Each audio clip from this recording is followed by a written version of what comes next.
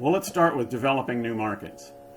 In the last lecture, we talked about new ideas in terms of products and the like, and packaging and those sorts of things, organic, sustainable, all of these new directions. But one of the things I'd like to talk about is how a winery could differentiate itself purely based on how it markets to a specific target market. In other words, instead of defining the market in terms of, well, we're going to go after people who like this product, what if you decided to say, we're going to make a wine specifically for that specific target market, for that group of people?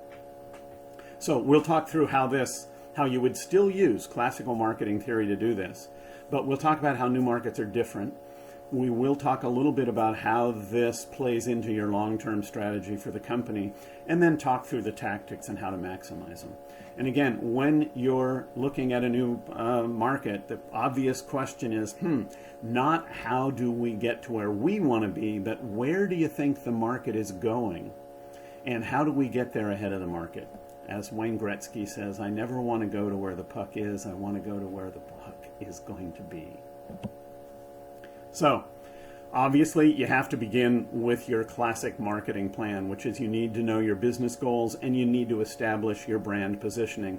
Now, if you are among the most conservative brands on the planet and nothing would ever change anything you ever do, the idea of saying, yes, but we're going to develop a new product for this unique set of individuals, that might be a bit of a conflict in terms of contrast with your initial brand and mission. But if you have a more innovative approach to the business, then this kind of thing might be pretty interesting. We're going to talk through some of the key markets, and I think there's some real opportunities here, and then talk about the strategies, and ultimately we need to evaluate the results. And it's not just in terms of sales, but also what it means for your brand long term. So the traditional markets have a couple of advantages. If you're trying to sell wine to restaurants and that's your basic philosophy, well, there's already a pretty established distribution network for delivering wine to restaurants. Brand awareness, if you're a traditional brand, creating brand awareness, obviously a little bit difficult in that the market is completely saturated. Same problem with distribution. Media is completely saturated, but at least if you want to know how do we get from A to B, there are 150,000 other wine products who will turn to you and say, well, we went from A to B exactly this way, and it goes through this system, and it creates that kind of awareness, and it deals with those kind of media.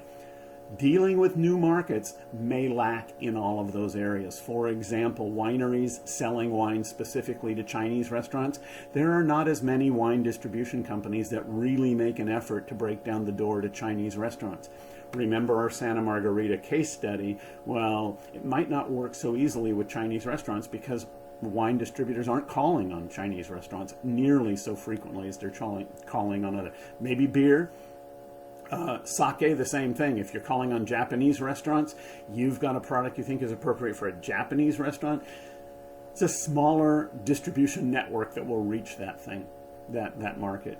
Awareness, obviously, you don't have the same kinds of tools to create awareness. If you're going for a unique market, there won't be the big opportunities. If you are making kosher wine, I don't think you're going to get the same kind of in-store displays that you would get if you were making just rosé for the general market, because of course kosher wine is a smaller, finite market. A potential there, an interesting opportunity there, but probably you won't get the same kind of awareness opportunities that you get if you make, for example, sparkling wine in the holidays. And then, of course, the media. On the one hand, you don't have the same media opportunities. The national media probably won't write about a product that's only aimed at a very small segment of the population. And yet at the same time, there may be some individual writers who specialize in this topic, and they would give you a very large portion of their actual awareness. So yeah, you're giving up the big market, but if you can do this successfully and channel this into some people that really deliver your message, your brand, your product to a smaller target, you could be ahead of the game and actually have some pretty interesting opportunities. What are the new markets? Obviously, regional and local markets are one possibility. Again, if you're in Napa or you're in Sonoma and your unique positioning is we're a local winery, that's not going to be nearly as successful as if you were in, say, upstate Michigan on the Upper Peninsula. There aren't very many wineries up there, so you'd have a more unique opportunity. There are some very interesting cultural and ethnic markets that we should talk about. Hispanics, very interesting how that market is developing. Afro-Americans, relatively few Afro-American winemakers. I'm very proud to say a couple of them were students of mine at Napa College. Asian markets, and again, that's a ridiculous term to use for a group that would include everything from Indonesia to Korea and anything on the western side of the Pacific there. Wildly different cultures and peoples, and yet we call them Asians. And of course, also Indian in Pakistan. Alternative lifestyles, quite a visible smaller market, and there's some interesting opportunities there. And then finally, special interests and identities. All of these, if you developed a product for people who hunt deer and your wine goes beautifully with venison, that would be a unique, smaller special interest group, but it might be interesting to pursue. Now, if we talk about cause marketing, some causes have very, very positive resonance with the American public. The biggest one is the U.S. military. On a local level, the local fire department always gets very high ratings. And things like reforming the criminal justice system, rights of racial minorities in America, those are big issues that a lot of people support across the country. So not very controversial, but because they're not very controversial, they may not actually give you the kind of fervent brand approval that you would like to get from some of your customers. On the other hand, the right of protesters to kneel during the national anthem, and the lowest rated of all on this chart is the campaign of a Republican lawmaker. Those will give you a relatively small, but possibly very fervent, very enthusiastic public that will support your brand in the face of opposition from other parts of the market. Again, you don't have to make everybody happy. In fact, I'm going to argue you can't make everybody happy. But it is interesting what you might be able to do if you could get enough people really excited about your product that they would buy it all. You're done. So let's talk about regional, local markets. Again, Napa, Sonoma, this probably isn't an issue, but in developing wine markets, it's really very, very interesting. Certainly your first target market, if you start a winery in a developing wine region, is to become a leader in that region. You want to be represented at the nearest major cities. You want to build market share there. You want people, when they travel to the region, to have an opportunity to taste local wines. That's a major reason that people travel, or at least why people dine out when they travel, is the opportunity to taste something local, whether it be food or wine. But at the same time, developing smaller local wine producing regions suffer a lack of credibility. I can tell you that even when Napa began, remember that Robert Mondavi faced this exact challenge as he tried to sell his wines across the U.S. market. And not the only way, but his most successful way to do this was to pour his wine blind with Chateau Lafite, Chateau Margaux, Chateau Latour, and say, my wine belongs in this same category. Essentially saying Napa Valley belongs on the table with the greatest wines of the world. In every developing market, they need to go through that same process. And sooner or later, there will be some people who begin to adopt these local products. First of all, early adopters, proud. I'm proud that I'm from Texas, and I think Texas wine is really good and compete with the best of the world. And then there's a group that says, well, I like wine, but Texas wine not quite there yet. And then there's a third group that will be extremely difficult to challenge. They're overwhelmed by a saturated market, and any excuse they have to eliminate a product category they will grab that with great enthusiasm. So they will immediately say, oh, Texas wine is all crap. between those three positions, something is probably true, but in the meantime, you really need to be aware of how you're defining your category. Robert Mondavi said, my category is not American wine, it's not California wine, it's not Napa wine, it's among the best wines of the world. My category, best wines of the world. Excuse me. And as a result, when you're selling this stuff, you can't be happy just selling a few bottles. You need to turn your listeners into missionaries. You need to create belief in your product rather than just get people to try it. You need to convince them. And of course, this is particularly a challenge with wine because wine in America is traditionally seen as a symbol of sophistication. And it is always harder to argue that a small town in Nebraska, for example, the winemaker there is the essence of sophistication, whereas his competition is Alexandre de l'Ursalus from Chateau d'Yquem. That's a difficult battle for him to win. And so you need to address this right up front. You need to talk about this with your public. You need some way of resolving this issue. As a developing wine region, you need to tackle the issue of are our wines as good as other wines? Do they deserve a place on the table with the best wines of the world? And if that's the case, then here's how we can demonstrate that. Lots of interesting special interest and identities here to explore with wine. Wineries have done everything from sponsor the America's Cup. Turns out most sailors drink beer or rum. They don't drink wine, but what the heck. NASCAR, one of the fastest growing spectator sports in America for many, many years. Again, not a traditional wine market, but there are wineries who have played with this idea. The demographics of some of these are great. They're wealthy. They're people who are spending money to enjoy a big spectacle. So they have disposable income. But the culture is often not affiliated or aligned with wine. And if you can ever break that down, and by the way, there are NASCAR drivers who have their own wine brand, so it's not like they're not trying. Then there's a real opportunity. Distributors, by the way, are extremely interested in this kind of thing. First of all, it opens a new market for them, expands market share. That's good for them.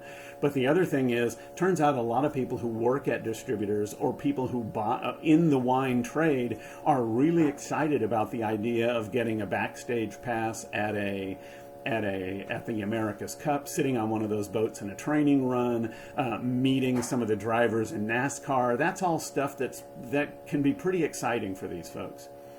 At the other end, perhaps, of the so-called sophistication spectrum, you'd find things like art, music, and theater. And here again, the demographics are also great. These are people who are generally well-educated, they're generally relatively wealthy, or they have disposable income. They're spending it on things like theater tickets and music tickets. But in many cases, particularly if the offering is a little too far on the conservative classical side, distributors are not very interested.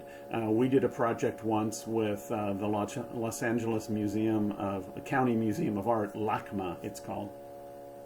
And it was late night at LACMA, and the idea was they were going to get young people involved in the museum by having a rock and roll band and basically a wine tasting party in the museum from 10 to 2 as kind of a nightclub at the museum.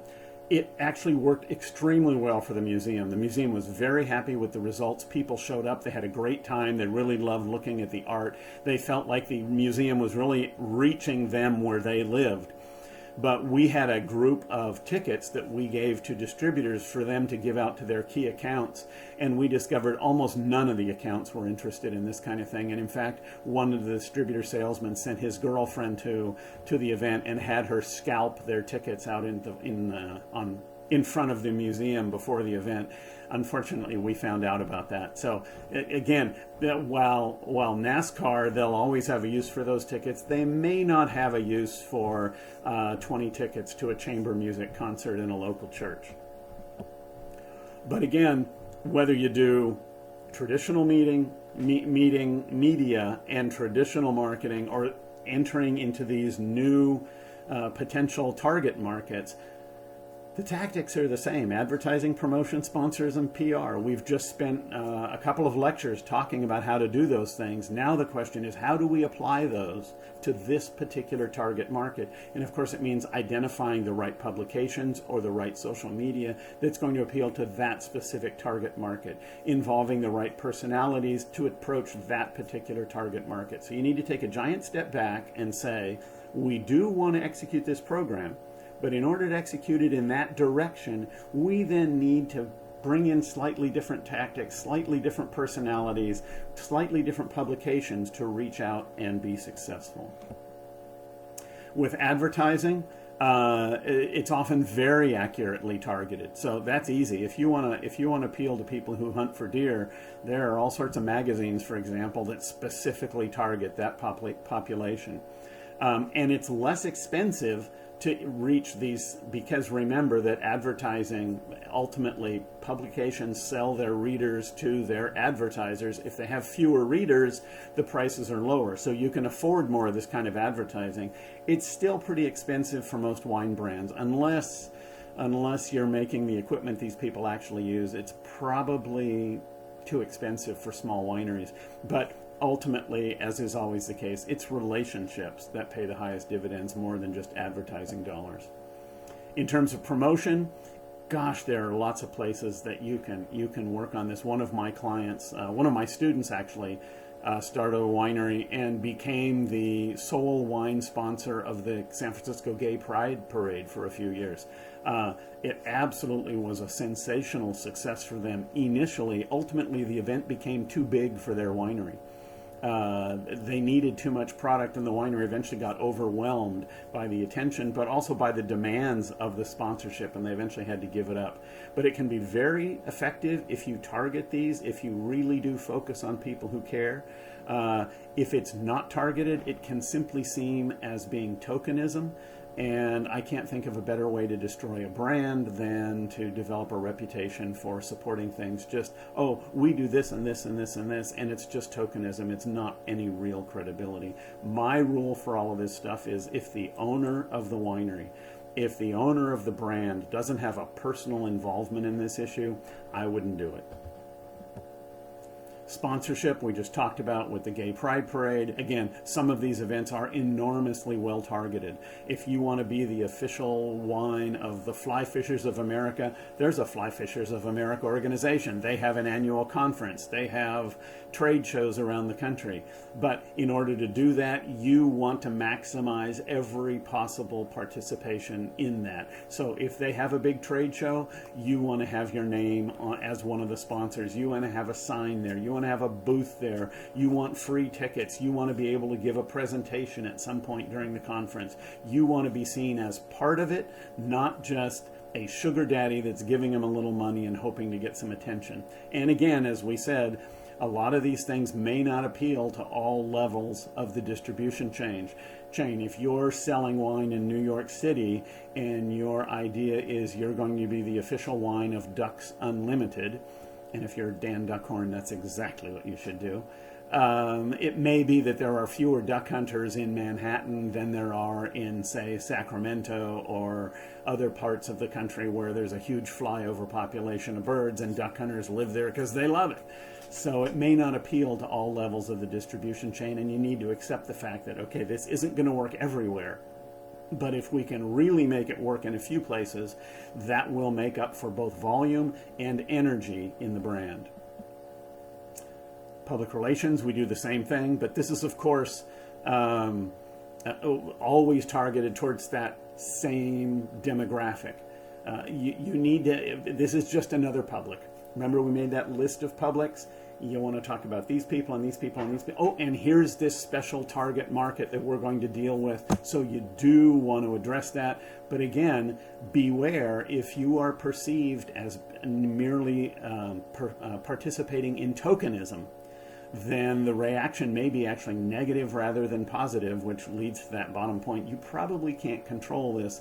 You can mitigate it, and that's what I mean when I say you need to have someone from your specific, your ownership, really have a personal interest in this particular cause or issue.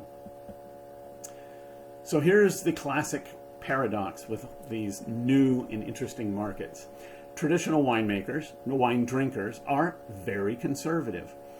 They think of wine as something you drink in white tablecloth restaurants with nice silverware out of beautiful glasses. You may even have a different glass for each kind of wine, yada, yada, yada.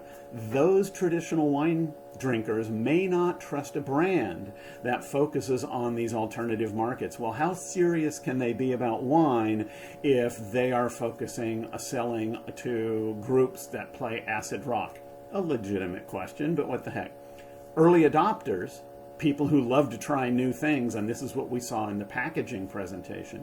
Early adopters will love to try these new things, but by definition, they're not brand loyal. So they'll try it, they'll experiment with it, they'll like it, they'll use it until it starts to become popular, and then they'll move on to something else. And you see this obviously in the way people use social media as well. So the solution here is twofold. One of them is to make sure that your marketing doesn't drive away traditional customers. So the goal here would be, let's go after a new market, but let's not do it in a way that threatens our traditional consumers, but simply adds value to those new markets. And again, my point over and over and over again, do not enter any of these special interest groups, any of these controversial issues, unless you personally have a relationship and involvement with the issue and can talk about that in an open and absolutely heartfelt way. Classical marketing teaches us there are no simple solutions to complex problems. As a result, you need to define your expectations. If we're going to do this, what do we hope to get out of it? Measurable results. Not just we hope to enhance our brand. If you want your brand enhanced, get a new haircut. You need to enhance, the brand enhancement will come, but ultimately what I want to see is how are you going to measure success here? And I want some quantifiable numbers. You will need to make changes in the way you do your marketing. If you are going to appeal to the LGBTQ market, which is a legitimate goal and a legitimate market, then you will need to change some of the ways you talk about some of your wines, for example. You may even need to change the pronouns you use to talk about some of the people either in your client base or in the people who make your wines. That's a legitimate question to be raised and discussed at your meetings. And like any other market, even though you may break this out and say, this is perfect, this is what we want to do, let's move full speed ahead, you still need to go right back to the beginning and say, okay, Marketing 101, let's tackle this as a brand new project. Start from the beginning. Mission statement, vision, business plan, measurable effects, marketing efforts, public relations, advertising, promotion. At the end, what do we want to get out of it, and how will we measure our progress all along the way? So even though the target market may be really quite revolutionary for the wine industry, the practice, the procedure is exactly the same.